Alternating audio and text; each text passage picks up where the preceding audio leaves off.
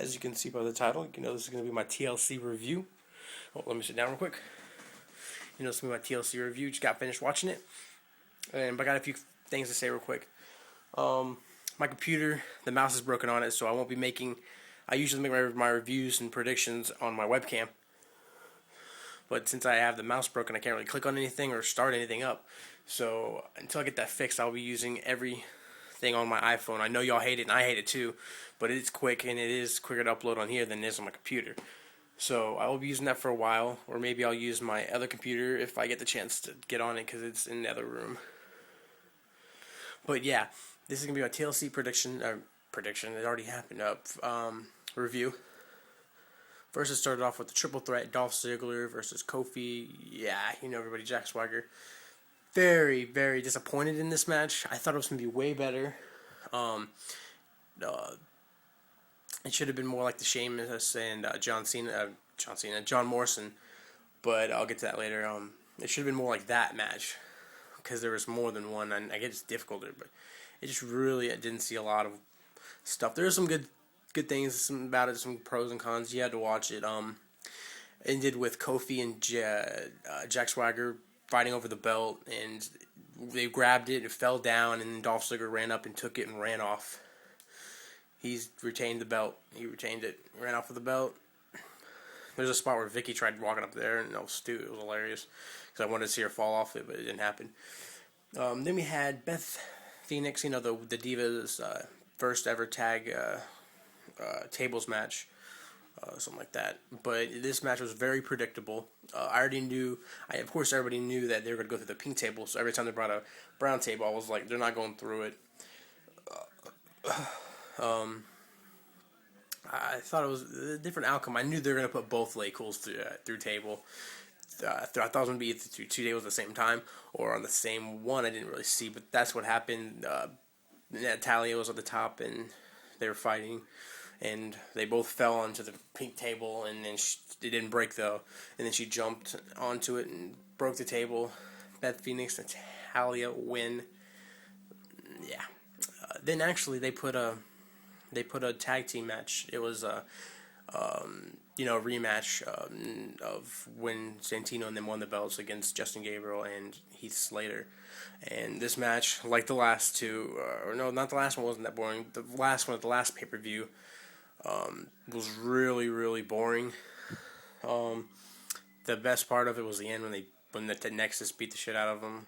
What happened was Santino was about to go for the TLC, the totally, or what I've already called it. It was like, fuck it. He went for the Cobra. But McGillicuddy came in and tripped him or did whatever the hell he did, and then he got disqualified. So Nexus got disqualified. So they retained. The only way they probably were going to retain. No offense to them, but congratulations, they retained. Then they had the John Morrison versus Sheamus match. If I'm out of order, I don't remember, but what order they weren't in. But yeah, they had the John Morrison versus Sheamus match, which was fucking electric. They put on a good show. The whole freaking time, Sheamus was dominating, and John Morrison was selling a knee injury because I thought I saw something that I'd never seen before. Sheamus put like his leg into it, and he was like using the leg as a submission. Like the ladder was like making his leg. I don't know, you had to see it. It was awesome. Ended with Sheamus trying to push Morrison off of the ladder, but like trying to lift it up. But Morrison put his leg and caught the rope, came back and kicked him in the face. And then Morrison grabbed the contract, and he's the number one contender. And I called that shit way back when The Miz won the belt. I said they were going to do Morrison and Miz at one point. It's going to be at the Royal Rumble. It's going to be awesome. What other match do we have? Then we had Miz versus Randy Orton in the WWE Championship. When I was watching it, my thing went off, the mouse thing, because I wasn't watching it on TV because... Oh, what am I talking about? Yeah, I was watching it on TV. I wasn't using it like on a stream or anything. Okay, but yeah, that's what happened. It kind of like malfunctioned, so I had to go into another room to watch it. So I missed just a small bit of it. But when I came back, I saw that Randy Orton was owning. He was like dominating Miz at one point, and think I couldn't really tell what happened because, like I said, the computer messed up.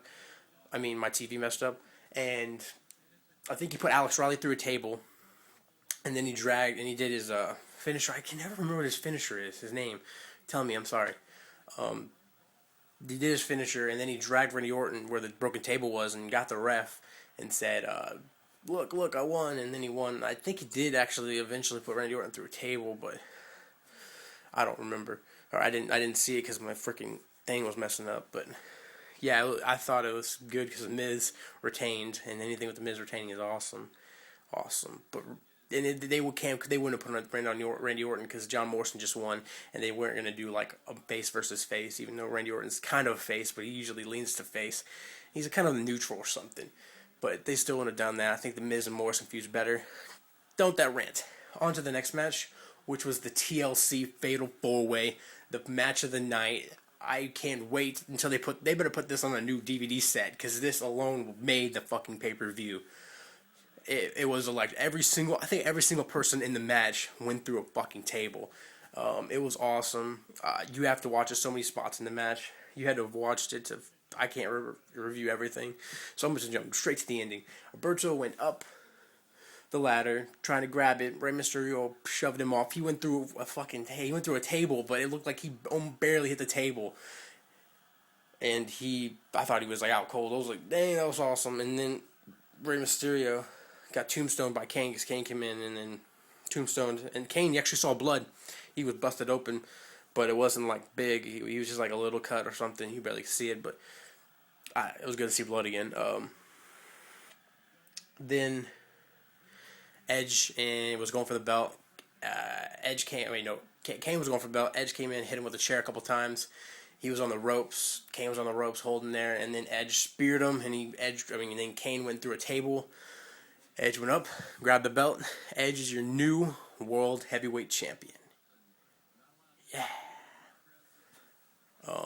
I think every single one of my predictions was right, except for no, that's right. I didn't want Dolph to retain. I wanted Kofi to win. I thought Dolph retaining was stupid.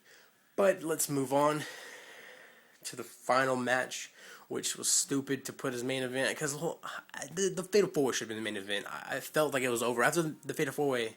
Oh wait, let me just skip back real quick. They did a segment. Cody Rhodes came out and said some bullshit, and then Big Show came out in the Santa Claus, and then he spine busted him. I wanted him KO punch him in the face because you know how he doesn't like the face thing with the dashing Kevin Walsh, or the dashing. I almost said dashing Kevin Walsh. Yeah, go check out his channel, but that's how much it reminded me. But the dashing Cody Rhodes, his thing, just got pushed in the face. But yeah, and I wanted to punch him in the face, but he spine busted him and took off his clothes. It was kind of weird. Big Show's weird. Throwing out DVDs of Knucklehead, which I will never watch. I don't care if somebody said it was funny. No. But yeah, I get to the final match, which was John Cena versus Wade Barrett. In the beginning, it was boring as hell. There's one part where Wade Barrett had a chair, and John Cena was like, "Don't hit me," and then he went to the announce table. Oh, he missed, and then he went to the ring post. Oh, he missed. It was just so dull. I was like, after watching that TLC Fatal 4-Way, I was like, I'm done. I don't even want to watch this anymore. But I watched it. I'll tell you the ending. John Cena set up 6 chairs, and I like that way where, I don't know, he set it up really cool. And then he fucking FU'd. I'm calling it the FU because Adam adjustment's retarded. FU'd him onto the chairs, pinned him over. John Cena wins. I thought John Cena was gonna win, but I wanted Wade Barrett to win. So my prediction was correct. But they're not over with this feud because John Cena was attacking Nexus throughout the whole night, taking them all out one by one. It's not over. They think they're so great with this Nexus thing, WWE, but they need to end it. Not Nexus, just John Cena. Nexus can be ended at WrestleMania. This John Cena feud, it's just so frustrating. But after the match, John Cena attacked Wade Barrett, which is everybody was cheering. But I thought when you attack people, people think you're bad. But no, John Cena can do it. And then he pulled down the chairs like as a prop. It was a prop that had like 25 chairs, and he pulled it on top of Wade Barrett. But he put something over Wade Barrett. If he didn't put anything on Wade Barrett, that would have been awesome. But it ended. TLC, I'll give it just for the Fatal 4-Way match. Oh my god, that match was awesome. I'll give it like I always give my pay-per-views. Always give them a 7 because I only watch pay-per-views that